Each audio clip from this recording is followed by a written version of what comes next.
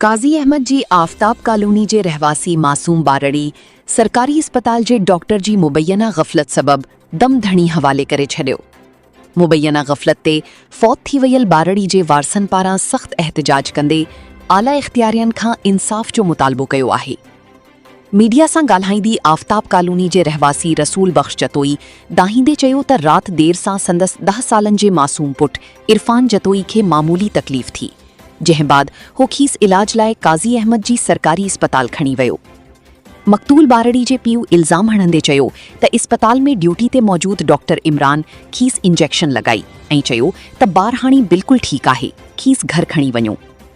रसूल बख़्श जतोई वधीक चयो त घर पहुचण खां कुझु देर पोइ मासूम इरफान जी हालत ओचितो वधीक ख़राब थी वई, जंहिं ते हू परेशान थी ॿीहर तकिड़ो खीस सरकारी अस्पताल खणी आया, पर इते ड्यूटी डॉक्टर इमरान मौजूद ई न हो।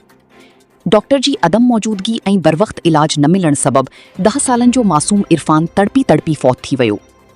फ़ौत थी वयल बारड़ी जे पीउ वज़ीर सिहत ऐं DHO शहीद बेनज़ीराबाद खां पुरज़ोर मुतालबो कयो आहे त मासूम ॿार जे मौत जो नोटिस वरितो वञे, ड्यूटी तां ग़ाइब रहंदड़ ऐं ग़फ़लत कंदड़ डॉक्टर ख़िलाफ़ सख़्त क़ानूनी कार्रवाई करे खीन इंसाफ़ फ़राहम कयो वञे।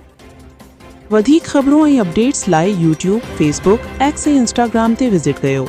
असांजो वेब चैनल नाज़ न्यूज़ काज़ी अहमद। ईंदड़ अपडेट ताईं फ़ाइज़ा अरसलान खे ॾींदा इजाज़त। अल्लाह हाफ़िज़।